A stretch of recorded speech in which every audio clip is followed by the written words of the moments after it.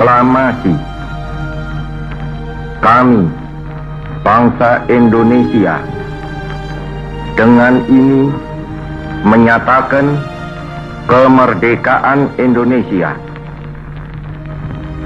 Hal-hal yang mengenai pemindahan kekuasaan dan lain-lain diselenggarakan dengan cara saksama dan dalam tempo yang sesingkat-singkatnya. Jakarta, 17 Agustus 1945, atas nama bangsa Indonesia, Soekarno, Hatta.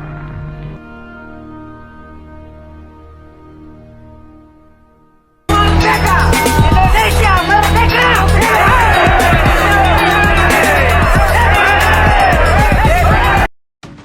Kalian tahu tidak, sambutan terhadap proklamasi kemerdekaan Indonesia adalah cerminan dari semangat dan tekad bangsa Indonesia untuk memperoleh kemerdekaan yang telah lama dinanti.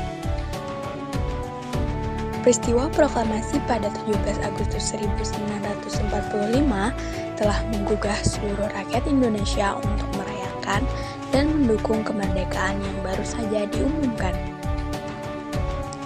Nah, sebelum membahas sambutan terhadap proklamasi kemerdekaan, yuk kita ketahui sejarah singkat peristiwa proklamasi itu sendiri.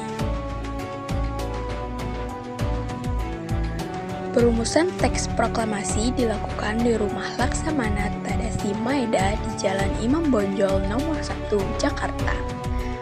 Mengutip buku tokoh-tokoh penting detik-detik proklamasi, para penyusun konsep proklamasi adalah Insinyur Soekarno, Dr. Mohatta, dan Mr. Ahmad Subarjo.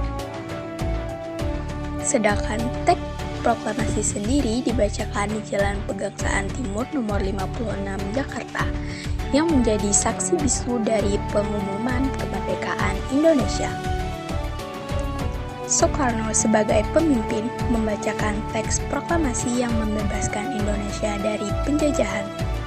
Serta Fatmawati, istri dari Insinyur Soekarno, adalah pembuat bendera merah putih yang menjadi simbol kemerdekaan Indonesia. Para pengibar bendera seperti SK Trimurti, Suhud, dan Latif Hedraningrat memiliki peran penting dalam momen proklamasi tersebut. Penyebaran berita proklamasi kemerdekaan Indonesia. Penyebaran berita proklamasi kemerdekaan Indonesia berlangsung dengan cepat dan luas. Berita ini disebarkan melalui berbagai cara, seperti siaran radio, telegram, surat kabar, kurir, dan dari mulut ke mulut. Evus, seorang staf stasiun Radio Damai, memainkan peran penting dalam penyebaran berita ini. Penyebaran berita proklamasi di Jawa berlangsung dengan cepat melalui telegram dan siaran radio. Berita ini diterima di berbagai daerah, seperti Cirebon, Surakarta, Semarang, Madiun, Surabaya, Malang, dan sebagainya. Para pemuda yang ikut terlibat dalam peristiwa proklamasi kemerdekaan di Jakarta turut menyebarkan berita ke berbagai wilayah. Penyebaran berita proklamasi di luar Jawa juga berlangsung dengan cepat. Di Sumatera, berita ini disebarkan melalui radio, telepon, kurir, dan dari mulut ke mulut. Di Sulawesi, berita proklamasi disebarkan oleh para pemimpin Sulawesi yang kembali dari Jakarta. Di Maluku dan Papua, berita proklamasi diterima lebih lambat karena minimnya sarana dan prasarana komunikasi dan transportasi. Penyebaran berita proklamasi kemerdekaan Indonesia juga dilakukan melalui grafiti atau tulisan di dinding bangunan di berbagai kota. Banyak di antara grafiti itu ditulis dalam bahasa Inggris untuk menarik perhatian pihak sekutu dan dunia internasional terhadap perjuangan bangsa Indonesia untuk merdeka dan menentukan nasib sendiri. Sambutan di dalam negeri. Berita proklamasi kemerdekaan disambut dengan kebahagiaan oleh sebagian besar rakyat Indonesia, terutama dari kalangan pemuda. Para pemuda yang diliputi euforia kemerdekaan ingin segera mengambil alih kekuasaan dan persenjataan dari tangan Jepang. Para pemuda melakukan perebutan senjata kantor pemerintahan, dan sarana yang strategis. Di Jakarta, para pemuda memprakarsai rapat raksasa di lapangan Ikada yang berlangsung pada 19 September 1945. Dalam rapat yang diawasi secara ketat oleh tentara Jepang itu, Soekarno menyampaikan pidato singkatnya. Dukungan terhadap proklamasi kemerdekaan Indonesia datang dari Yogyakarta. Sri Sultan Hamengkubuwono IX dan Paku Alam VIII menyampaikan selamat atas proklamasi kemerdekaan Indonesia dan mengeluarkan amanat yang menyatakan dukungan terhadap pemerintah Republik Indonesia.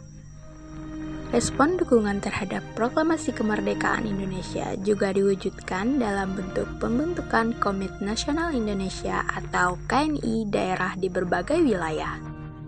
Sambutan di luar negeri. Berita proklamasi kemerdekaan Indonesia tidak hanya disambut gembira oleh bangsa Indonesia yang ada di tanah air, tapi juga oleh diaspora Indonesia di luar negeri. Di Mesir, orang-orang Indonesia mendengar berita proklamasi kemerdekaan Indonesia melalui siaran radio pada 18 Agustus 1945. Di Australia, orang-orang Indonesia juga gembira mendengar berita proklamasi kemerdekaan Indonesia yang mereka tangkap melalui siaran radio pada 18 Agustus 1945. Mereka menyatakan dukungannya terhadap proklamasi kemerdekaan Indonesia dan melakukan mogok kerja untuk menunjukkan solidaritas. Gerakan pemogokan ini juga diikuti oleh buruh-buruh Australia yang mendukung kemerdekaan Indonesia. Dukungan terhadap proklamasi kemerdekaan Indonesia juga datang dari berbagai organisasi dan komunitas internasional. Perjuangan mempertahankan kemerdekaan. Perjuangan bangsa Indonesia tidak berhenti di situ. Mereka harus mempertahankan kemerdekaan mereka dari ancaman Belanda yang ingin kembali menjajah Indonesia. Perjuangan ini berlangsung selama beberapa tahun, namun akhirnya Indonesia berhasil mempertahankan kemerdekaannya. Perjuangan ini juga membuktikan bahwa bangsa Indonesia memiliki semangat dan kekuatan untuk mempertahankan kemerdekaannya.